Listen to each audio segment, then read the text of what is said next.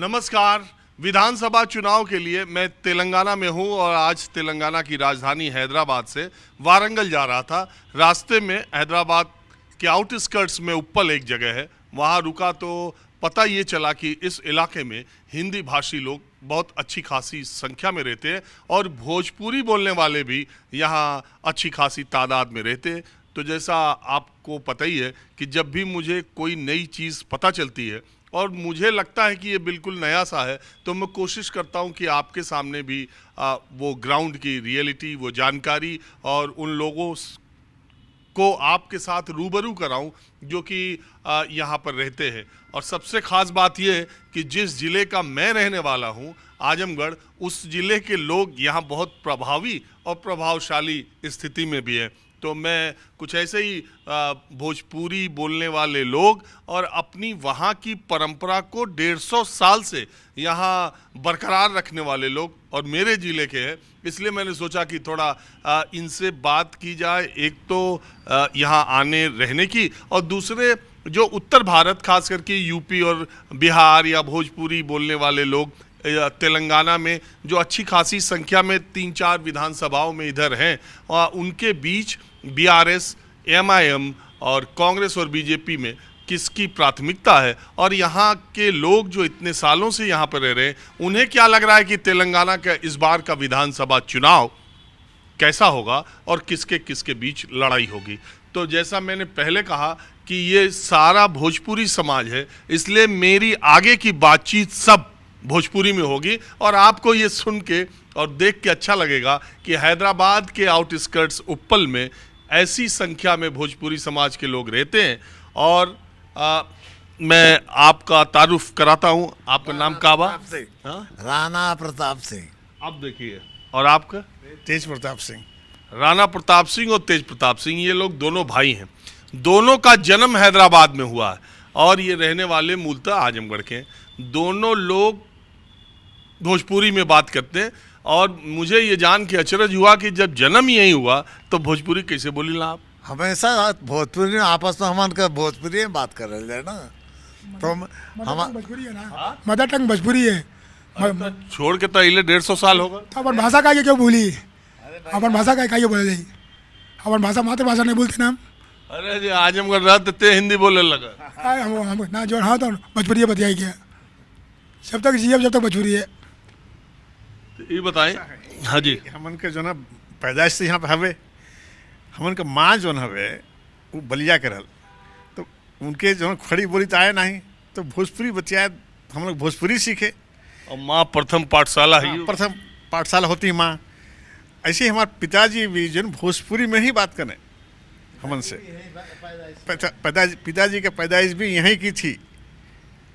दादाजी सिर्फ आए थे, बाकी सबकी पैदाइश यहीं की थी। और उसके बाद जो है सब हम लोग यही जाकर रह गए। नहीं जा पढ़ाई लिखाई यहाँ के तेलुगु, हमारे पढ़ल लिखल तेलुगु भी हम लिखे जाए नाम जानी नाम। सेकेंड लैंग्वेज हमारा तेलुगु रहल। तेलुगु लिखी ना भी, पढ़ी ना भी, कुल होला। बातचीत चाहिए हमें। बातचीत अगर ना रही तेलुगु तो यहाँ तो हमन के कुछ समझ में नहीं ना। तो ये वास्ते भोजपुरी के साथ साथ तेलुगु, हिंदी भी जरूरी रहल हमन के। और स्कूल भी ऐसा मिलल हमन के, आर्य विद्यालय रहलू, तो जहाँ की वो आर्य विद्यालय जैसे रहला, जैसे हवन उवन चलेला, आयुर्वेदिक पाठ होला, तो कुल मतलब हर चीज़ का वहाँ पहला हमन के लेसन वहाँ पढ़े हमन के। तो वो स्कूल के वजह से भी मतलब हमन के का भइल कि वो जौन चीज़ माहौल रहल, जौन सीखे के रहल, वो 5-6 दिन तक तो वहाँ पे वो सीखे हमन का। घर में भी माहौल ही रहे कि जब टीवी के जमाना ना रहल, एक पिक्चर जाए वास्ते भी बड़ी मशक्कत करे के पड़त रहल। पैसा मांगे के पड़त रहल, अम्मा से मांगे के पड़त रहल, बाबू से गरियाएँ लोग, अम्मा से कुछ दे देवे तो चले जाए जा। तो भोजपुरी फिल्म तो यहाँ लगत ना रही नहीं, तो हिंदी, अरे हिंदी पिक्चर लगत रहा ना। तो हिंदी पिक्चर के बहुत हमन के बहुत शौकीन, बहुत बड़ा शौकीन थे। जैसे कि राज कपूर का आयल कोनो पिक्चर, देवानंद का आयल, तो समझा पहला शो पहला दिन देखे गई बात किसी तरह से भी। तो स्कूल से पढ़ भी मार देते थे, बंक मार देते थे, तो वहाँ पिटाई होती रही। यहाँ पे खूब मतलब कुल चीज़ चलल।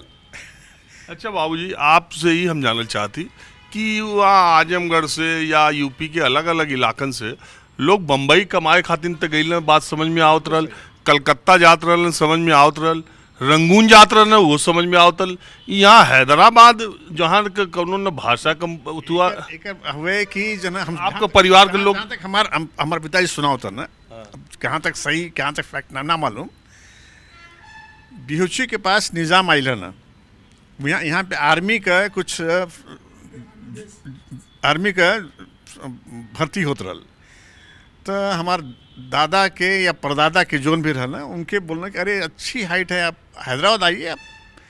तब आप यकीन ना करें कि जो है वो हैदराबाद आए लोग, आर्मी में कुछ आर्मी में भर्ती हो गई ना कोई हमारे फैमिली से, निजाम की सेना में। हाँ निज़ाम की सेना में, निज़ाम की सेना में भर्ती हो गई ना। उनका नाम कुछ ढुक्कू सिंह, अच्छा नहीं एक ढुक्कू सिंह भी थे। हाँ तो ऐसा मतलब एक अब नाम भी भूल रहे हैं सब। हाँ, हम 200 साल हम लोग देखे नहीं है ना, तो खाली सुनी सुनाई बातें, कहानी सुनी, कहानी भूल गए। एक्चुअली क्या था, वो तो निज़ाम के पीरियड से वो निज़ाम में आए, आके आर्मी में एडमिट वो ज्वाइन किए। उसके बाद से जो है वो फैमिली धीरे, अब वो अकेले थे सहदेव सिंह भी, तो वो चाहते थे कि हमारी फैमिली से और कुछ लोग आ जाए, और लोग आज ये तनी मनसाइन रही। और जैसे कि भाई त्यौहार, 30 त्यौहार है, मरना जीना है, सब है, तो यही सब होता है। अच्छा एक बात बताइए, हम यहाँ जब पता चलल कि उधर के लोगन का फैमिली का इधर बहुत बड़ा लैंडलॉर्ड आप लोग हो, बहुत ज़्यादा ज़मीन है आप लोग के पास। वो भी कर बात रहल कि हाँ एक मिनट जी बताएं। लोग साहब यहाँ के सबसे बड़े जमींदार रहे इस जिले के, समझिए। ये जिला कौन सा आता है? ये अब इस समय तो मेरचल हो गया है, नहीं तो हैदराबाद था। ये हैदराबाद जिले में, हैदराबाद में हम लोग इतने थे यहाँ पे फेमस। आपकी फैमिली के कितना जमीन रहे? 500,000 500 6-7 1300 एकड़ था सर। हाँ 1300 एकड़ था, बोड़ुप्पल से लेके पर्वतापुर, पिजाजीगुड़ा, उप्पल, आप समझिए 4 गांव में लैंड्स थे। ये कैसे आ गई लैंड आप लोगों के पास? कमाए सो साहब, ऐसा कि एक जैसा कि अब वो बताएंगे जी बताइए। ना, हमारे ग्रैंडफादर 1942 में 350 एकड़ खाली 16,500 में लिए थे। अब बताइए 1942 की, और इनके भी ज़्यादा जैसो कम से कम 1,000 एकड़ इनके पास भी था। आपके पास अभी पता जी, मिलिट्री में मिलिट्री कमांडर थे वो, 150 सोल्जर उनके हाथ के नीचे थे। कुमंदान बोलते उनको, कुमंदान। तो अब इनो जमीनिया बचल बा, बचल लेके जौन भी है रहे, अब जौन बचल तनी मनी बचल है। बिल्डर्स को दिए हैं लोग सब ना, तब लोग बिल्डर को दे रहे हैं, ताकि उस पर बिल्डर को देने से फ़ायदा यह है कि जो प्रोजेक्ट बनेगा तो उसमें अच्छा खासा फ़ायदा मिलेगा। क्या हुआ, ये जो निज़ाम के जो प्राइम मिनिस्टर थे सालार जंग को शौक था शिकार करने का, शिकार हिरन का, इसका। तो यहीं से लगा हुआ एक 3 किलोमीटर पे एक जंगल था, रोड पे ही है। तो वो उसी जंगल में वो सालार जंग के फॉरेस्ट बोल के बोलते थे उसको, उनके नाम से ही था वो। तो हमारे दादा को बोलते थे कि इंतज़ाम करो बुधराम सिंह, जरा शिकार वकार किया जाए, आज वहीं भूज भाज के खाया जाए। तो चला करा देते। तो वो वहाँ पे शिकार वगैरह करते थे, शिकार कराते थे, होता था। तो एक रात जब आज़ाद हो गया हिंदुस्तान, तो कहते हैं, पिताजी कहते थे कि वो आए प्राइम मिनिस्टर, कहे कि जो है बुधराम सिंह आप बहुत हमारा सेवा किए हैं, आप ऐसा करिए कि हमसे ये ज़मीन ले लीजिए, खरीद लीजिए। बोले आप सर नहीं, मैं आपको गिफ्ट दे रहा हूँ। अच्छा मुझे पता नहीं क्यों बातचीत से ऐसा लग रहा है कि हैदराबाद के निज़ाम आज़ादी के बाद पाकिस्तान की तरफ जाने वाले थे, उनकी मर्जी थी कि हम पाकिस्तान में मिल जाएं। तो बहुत बार कहते भी हैं, तो सरदार पटेल के दबाव और उसमें उनको अपने राज्य को हिंदुस्तान में मिलाना पड़ा। मुझे लग रहा है कि निज़ाम के आसपास के जो लोग रहे हो, उनको लग रहा हो कि कहीं ऐसा ना हो हमको पाकिस्तान जाना पड़ जाए, तो जो हमारे करीबी लोग हैं, नज़दीकी लोग हैं, उनको कुछ ज़मीन वमीन गिफ्ट करके चले जाते हैं। ऐसा भी कुछ हो सकता है भावना? गिफ्ट में नहीं लिए हैं सर, हम भीख नहीं मांगे हैं। हम अपने आप बताया ना, 400 एकड़ जो हमारे दादा 16,000 में उस जमाने में नहीं, लिए। मैं ये कह रहा हूँ एक सॉफ्ट कॉर्नर रहा होगा कि अपने जानने वाले को देते हैं, जिसके साथ आदमी शिकार करता है, उससे एक रिश्ता बनी जाता है। अब वो जो भी रहा वो सब हमको पता नहीं उसका, तो जो नहीं मालूम हम कैसा कहते हैं। लेकिन बात ये रहल कि वो रात के प्राइम मिनिस्टर है ना आके गिफ्ट फाइल साइन करके देते रहना हमारे दादा के। दादा बोला नहीं सर हम गिफ्ट ना ले, एक ठाकुर आदमी हम दान ना ले ला। बोले बहुत खुश, बोले कि ऐसा करा कुछ भी तू पैसा दे दाम के। तो 16,000 रुपये उनके पास था टोटल, वो ला के दे दी थैली। तो जमीन खरीद ली। ठाकुर लोग दान देते हैं, दान लेते नहीं है। अरे इसमें ठाकुर ब्राह्मण की बात नहीं है। मैं एक बात ये कह रहा था कि उस समय क्या हुआ क्या नहीं हुआ इसका मतलब नहीं, पैसा लेके रजिस्टर, बाप दादा लोग बोलते थे ना कि पैसा लेके रजिस्टर। हमारे पास कई लोग आके दर्शन करके जाते थे हमारे परदादा के पास, पीछे पीछे पलट के नहीं देखते थे उनके पास, कुमंदान साहब बोलते थे उनको। तो आप देखिए, तो इस तरह इधर जो लोग आए उन्होंने एक लंबे काल खंड में इधर अपने को बचा के रखा है, अपनी प्रॉपर्टी, अपने पैसे को, और दमदार यहाँ पर उपस्थिति उत्तर भारत की या पूर्वांचल की, यूपी के कह लीजिए, उन्होंने बनाई हुई है। अब जो मैं बात करना चाहता हूँ, ये तो हो गया कि यहाँ ये लोग कैसे आए। पंडित जी, हम जानना चाहते हैं कि भोजपुरी के लोग यहाँ हवन अच्छी खासी संख्या? बहुत बहुत बहुत संख्या में। आप कहाँ से हैं? बिहार गया। तो गया के बिहार के लोग हों? हाँ हाँ बहुत, हम लोग का अपना एसोसिएशन है। अच्छा जी, बिहार एसोसिएशन। अब मैं असल चर्चा तो इसकी करनी नहीं थी कि आप लोग कैसे आए, चर्चा तो हम ही करें आलली कि तेलंगाना चुनाव में जो अपने तरफ के लोग हों, तो भोजपुरी वाले या उत्तर भारत के लोग या यूपी बिहार के लोग इस तेलंगाना के चुनाव में कौन पार्टी की तरफ ज़्यादा हो? कौन ऐसे ना, कुल बटल हवन, कांग्रेस का भी हवन, कुछ थोड़ी बहुत बीजेपी का हवन और टीआरएस का हवन। तो यहाँ कुल बटल हवन ऐसे है, कोई एक मुल्क नहीं है, सब अपने अपने हिसाब से। अच्छा, आपके लगत का केकर सरकार आई? अब हम कांग्रेस का लगा था, कांग्रेस का ही लगा था। कौन कारण से? ये 10 साल में कुछ करना ना आई, 10 साल में कुछ करना ना आई। अरे रायतू बंधु तो आपको के मिलत है, बंधु के उससे का कुछ विकास ज़्यादा ना पहले, ज़्यादा विकास तो बहुत ही योजना बड़ा पैसा बटले नहीं, बांटने से नहीं होता। अब एक बार बदलाव करने के लिए सोच ली है जनता। असल में हो क्या, फैमिली रूल हो गया सबसे बड़ी चीज़। ये फैमिली रूल, खुद हैं, बेटे हैं, बेटी हैं, साले हैं, सब उनके परिवार के, 10 लोग तो उनके परिवार के हैं गवर्नमेंट में। तब बताइए कि किसको बर्दाश्त होगा ये। मेहनत करे तेलंगाना में, हम खुद भी तेलंगाना 1969 में जब हुआ तो हमने उसमें काफ़ी बढ़ चढ़ के काम लिया था।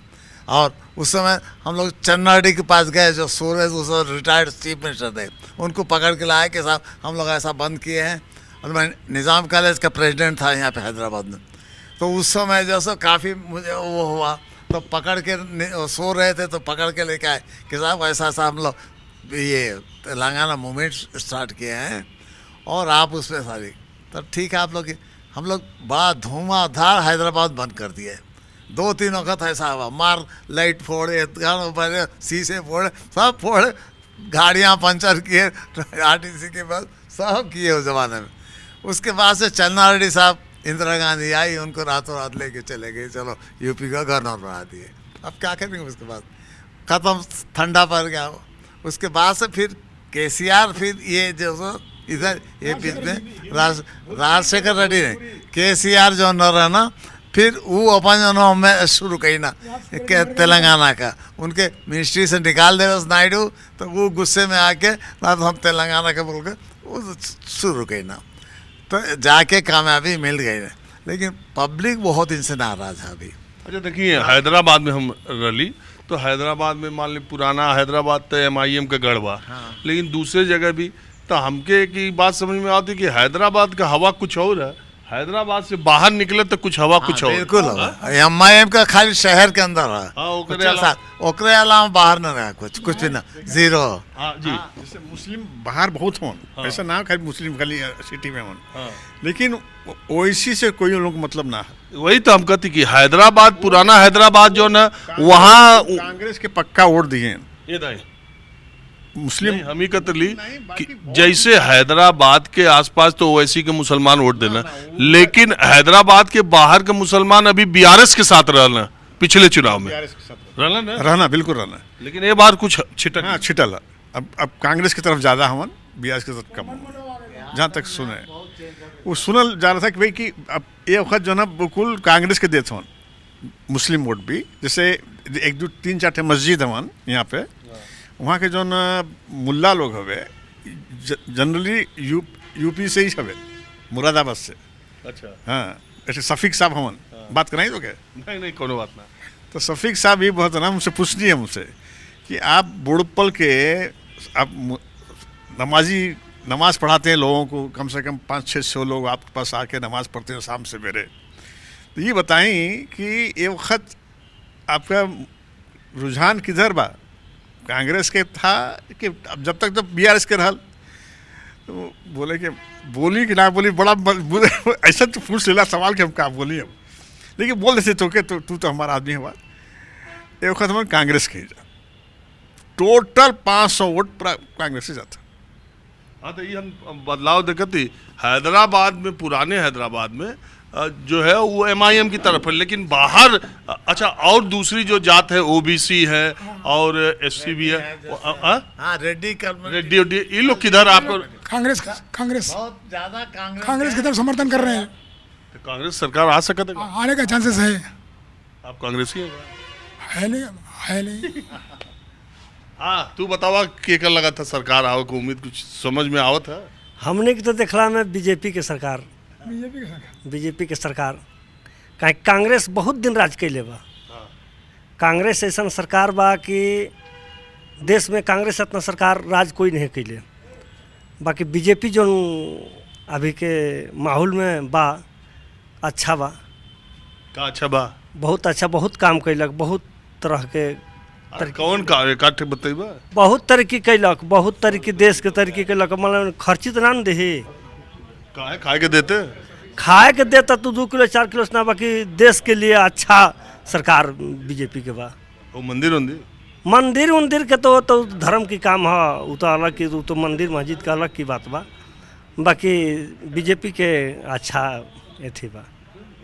तू बतावा तो के का लगत है कि तेलंगाना में यहाँ अब की केकर सरकार आई, कुछ समझ में आवत बा? हम तो अभी नए आए हैं तेलंगाना में, अभी हम नहीं बता सकेंगे। अच्छा पंडित जी, आप कब से हैं यहाँ? हमके 12-13 साल हो गए। तो आपके का लगत है ये बार का ग्राउंड पर का रियलिटी लगत? हमारे समझ में देखिए, इलेक्शन रिजल्ट तो टीआरएस के पक्ष में ही आएगा, लेकिन बहुत टफ कंपटीशन है हमारे जो समझ में आ रही। अब बीजेपी पार्टी अच्छी है नो डाउट, लेकिन क्या है, गैस, हम मध्यम वर्गीय परिवार हैं, हम लोग मध्यम वर्गीय परिवार हैं, हमको गैस चाहिए घर के लिए। हम कमाते हैं 10,000 रुपये, हम गैस कैसे भरेंगे? अभी रेट क्या ज़्यादा है, कोई उसमें जो रिबेट आती थी वो रिबेट भी नहीं है, कुछ भी नहीं है, तो कैसे इंसान काम चलाएगा अपना?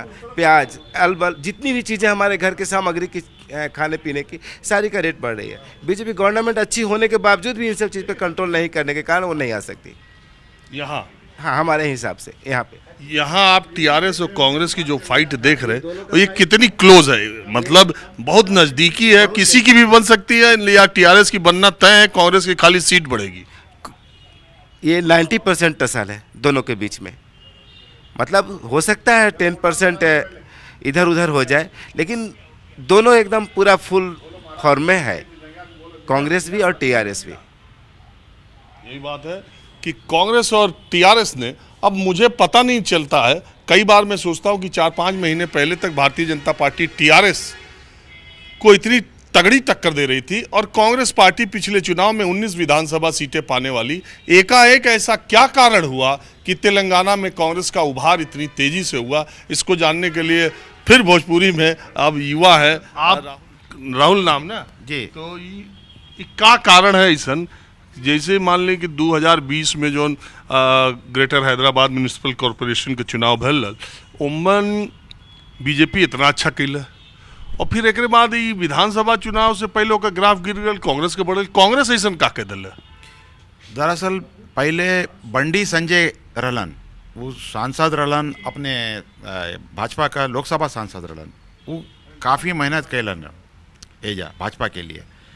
और जब तक अगर रहतन तो पार्टी का परफॉर्मेंस बहुत अच्छा रहता, भाजपा का अच्छा रहता, लेकिन उनके जैले के बाद से भाजपा कमज़ोर हो गई।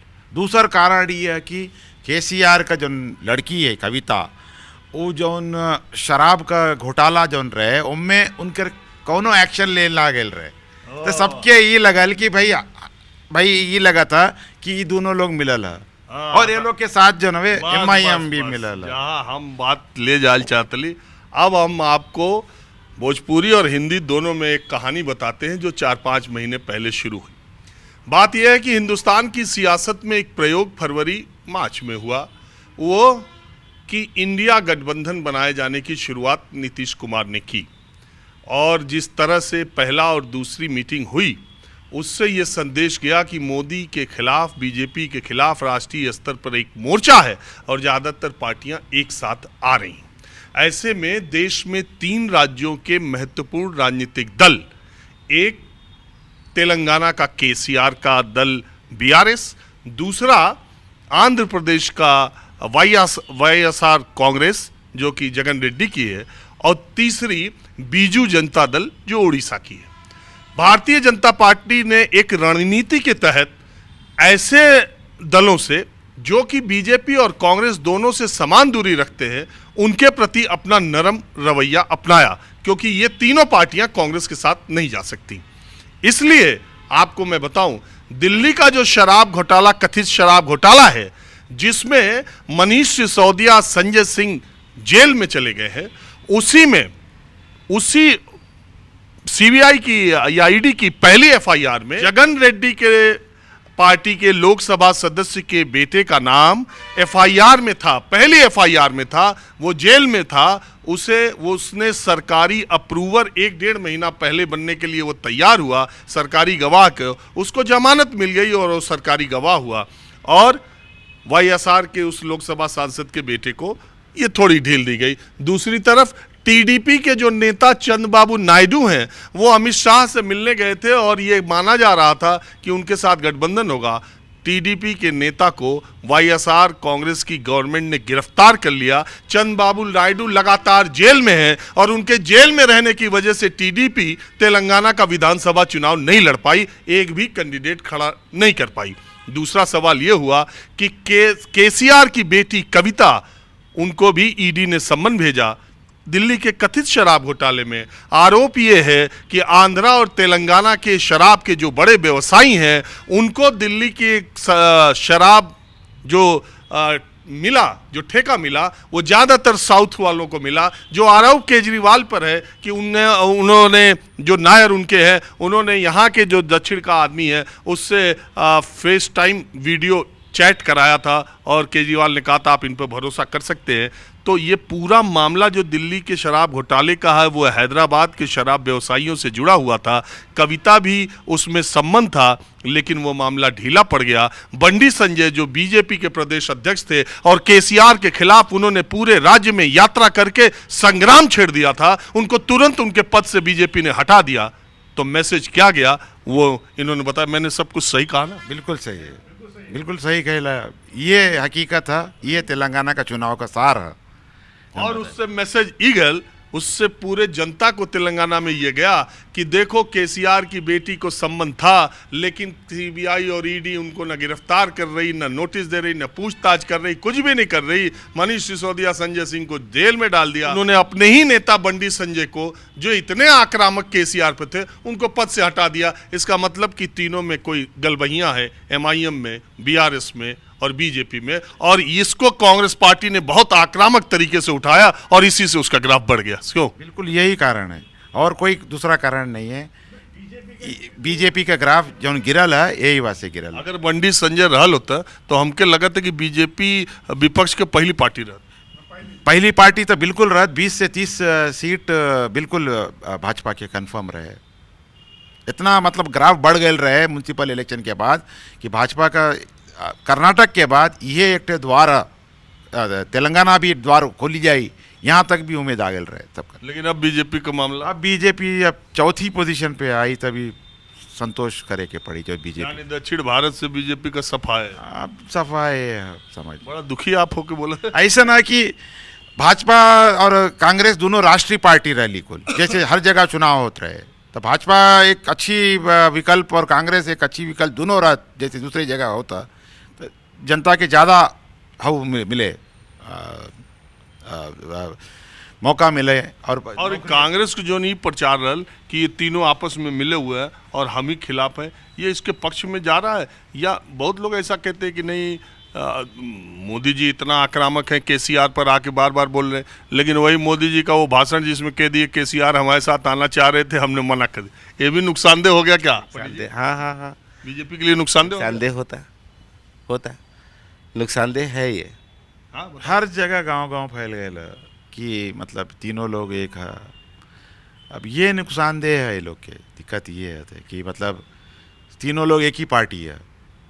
लेकिन एक बात बताओ, बीआरएस तब वो बहुत मजबूत हमके लगा। बीआरएस मजबूत हवे, फाइट भी बहुत मजबूती से एकदम हवे। अभी ऐसे बोलल ना जा सकता है कि बीआरएस हारी या जीती। जी हाँ जी, तो मेरे ख्याल से बीआरएस निकल जाएगी, गवर्नमेंट फॉर्म करेगी, ऐसा लगता है। हालांकि कांग्रेस बहुत स्ट्रांग है इस वक्त, हर जगह है, हर तरफ है, और लेकिन जो उसने डेवलपमेंट किया है गरीबों में या रोड में या गाँव में, पानी की टंकी है, पानी नल से जल दे रहा है वगैरह वगैरह, बहुत सी चीज़ किया। ऐसा नहीं किया बल्कि नहीं है, किया है, लेकिन लोगों में नाराज़गी है क्योंकि एक फैमिली रूल कर रही है, सिर्फ एक फैमिली, जैसा कि गांधी फैमिली थी वैसा, या उनका था आपके डीएमके, या तो एक फैमिली रूल कर रही थी, तो वो दूसरा जो कांग्रेस है तो वो पता ही यही आरोप था वो नहीं। लेकिन यहाँ के जो लोकल जो कांग्रेस रही वो एक फैमिली ना रही। अच्छा, ये जो इनका प्रदेश अध्यक्ष है वो रेवंत रेड्डी, उसका भी कहते लोग कि बड़ा इमेज अभी अब प्रेस में है, मैं आप टीवी पे चलाएंगे इसको, मुश्किल हो जाएगा ना बोलना। ये नहीं, मैं ये कह रहा हूँ कि भाई उसकी फैमिली कैसी है, उसका इमेज बहुत अच्छा तो नहीं है। जो ऐसे फील्ड में जो रहते हैं वही तो आते हैं इसमें, राजनीति में। नहीं, हम ही कहते कि तो हाँ, दबंग टाइप के, तो नहीं, हम ही जानना चाहती थी कांग्रेस के ग्राफ बढ़े के पीछे चेहरा क्या करे चेहरा पर कांग्रेस का ग्राफ? चेहरा किसी के ग्राफ, किसी के चेहरे से नहीं बढ़ा है ये। इनके कारनामों से, बीआरएस के, जैसे कि कविता का बताया भी राहुल, वो चीज़ हुआ भी, जैसे जब बीजेपी जैसे डाउनफॉल हुआ बीजेपी का बिकॉज ऑफ दैट उसका बंडी संजय के वजह से, वो बहुत अच्छा, बहुत दबंग था, बहुत अच्छा जा रहा था, वो उसको एकाएक तुम तो हटा दिए तुम लोग। वो नाराज़गी जो है, वो नाराज़गी वो इनको खा गई, बीआरएस को, बीजेपी नहीं, बीआरएस को भी खा गए भाई। बीआरएस को लाना नहीं, क्योंकि कविता उसमें फंसी हुई थी। हाँ, अच्छा, आप कह रहे हैं कि वो बंडी संजय के हटने से बीआरएस के वोटर भी नाराज हुए बीआरएस से? नहीं, बीजेपी से नाराज हुए ना साहब। अब इसको चांस मिल गया कि इसको कांग्रेस को ज़्यादा मिल गया ना, बीआरएस से नाराज हो गए लोग, क्योंकि बीआरएस से तो ऐसे भी नाराज थे, परिवारवाद है बोल के ये मनमाना चला ले रहा है अपना।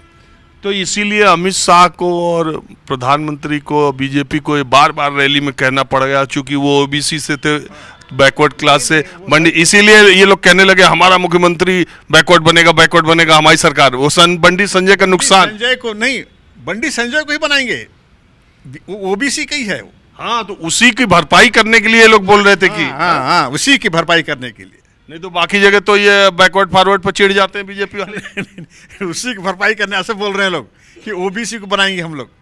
हालांकि गवर्नमेंट फॉर्म होने वाली नहीं है बीजेपी की। हाँ, ये है कि जब से ये योगी जी और मोदी जी आए हैदराबाद, माहौल चेंज हो गया सब, काफ़ी चेंज हो गया। मतलब 30 सीट पे तो ट्रायंगल फाइट है, 30 सीट पे, उसमें 15 सीट निकल जाएगा बीजेपी को, हमको लगता है ऐसा। तब तो हंग हो जाएगी। नहीं, हैंग हो जाएगी। हमको बहुत सारे लोग कह रहे हैं कि देखिए 35-40 में कांग्रेस का कोई अगर हैंग होगी तो बीआरएस और बीजेपी मिल जाएंगे। वो MIM भी बीजेपी नहीं चाहेगी कि जो है कांग्रेस गवर्नमेंट फॉर्म करे, बिल्कुल नहीं चाहेगी। अभी तो कर्नाटक हार के ही परेशान हो रहे हो सब, तो तेलंगाना हाथ से निकलने नहीं देता चाहता। तो बीजेपी बीआरएस को सपोर्ट बाहर से कर दे, नहीं कर देगी। ओवैसी साहब कर ही देंगे उनको। ओवैसी जो हैं 9-10 सीट उनको आएंगे तो वो कर ही देंगे उनको। एक बात बताई, अगर जो है ना बीआरएस बीजेपी मिल के सरकार बनावे और ओवैसी के सपोर्ट करे, तब तो लोकसभा में कितना नुकसान हुई बीजेपी का। मुस्लिम वोट कांग्रेस से पूरे हो जाएंगे, अवेसी से भाग जाएंगे। सट्टे बट्टे कर रहे हो साहब, हम लोग चलो कांग्रेस को सपोर्ट करेंगे। मेन चीज़ आ जाएगा यहाँ पे कि अगर ये लोग ज़रा भी सट्टे बट्टे किए तो पब्लिक मैसेज अभी भी जा रहा है कि अवेसी कांग्रेस के बी टीम है। नॉर्थ इंडियन यहाँ के मारवाड़ी हों या गुजराती हैं या फलान जो भी अपने जाट हैं, वो पूरे के पूरे बीजेपी को डाल दे। यहाँ के चाहे कहीं भी रहें, गांव में रहें, शहर में रहें, वो पंडित हैं, ठाकुर हैं, सब बीजेपी को जाएंगे। तू कुछ बताइबा क्या सरकार आई यार? तो अभी फिलहाल कांग्रेस का आवे के चांस है। अभी यार जो हिसाब से हम जात ही 10 लोग से मिलत थी, ज़्यादातर लोग कांग्रेस करते हो। बीजेपी के रहल बीच में, लेकिन बीजेपी इसमें डाउन दिखा था, तीसरे चौथे नंबर पे है फिलहाल। इसमें टक्कर केसीआर से और राहुल गांधी जी से चला था। आओ बाबू तू बोले ला भोजपुरी तो तोके कोनो नेतागिरी में कोनो तोके इंटरेस्ट है? कुछ जाने ला? इंटरेस्ट है। कौन नेता बढ़िया? कांग्रेस। कांग्रेस के बढ़िया? कांग्रेस में राहुल गांधी है, उनका अभी यूथ में थोड़ा इमेज बढ़ा है जब से भारत जोड़ो यात्रा करी, और तेलंगाना में खास करके बढ़ा है। जो रेवंत रेड्डी ने भी यात्रा निकाली बीच में, उससे फार्मर्स ने भी सपोर्ट दिया है कांग्रेस को। और बीजेपी का क्या? बीजेपी इस टाइम थोड़ा सा डाउन चल रहा है तेलंगाना में जनरली। और ये बीआरएस का भी चांसेस है, क्योंकि केटीआर एक यंग लीडर है, तो वो भी एक चांसेस है। बहुत डेवलपमेंट आया है हाईटेक सिटी और फाइनेंशियल डिस्ट्रिक्ट में। अरे तुमको तो बड़ी जानकारी है। जी तुमको बहुत पॉलिटिक्स में इंटरेस्ट है क्या? जी इंटरेस्ट है। इंटरनेशनल है साहब ये, बिल्कुल। अच्छा, ये हिंदू मुस्लिम की जो पॉलिटिक्स होती है उसमें कैसा लगता है तुमको? हिंदू मुस्लिम में हमारे जनरेशन में तो ये पॉलिटिक्स मतलब उतना पसंद नहीं करते हिंदू मुस्लिम। उसमें बीजेपी का जो अभी जो हम लोग का जनरेशन आएगा, जो नेक्स्ट जनरेशन ऑफ वोटर्स रहेंगे, उसमें बीजेपी को नहीं मिलेंगे उतने वोट्स, क्योंकि उन्होंने ये सब किया है।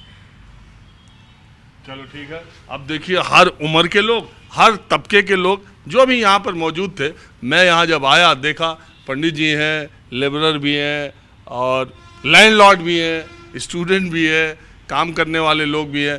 तो मैंने सोचा कि थोड़ा ये माहौल इस तरह का भी देखते और दिखाते रहना चाहिए। अभी बस इतना ही।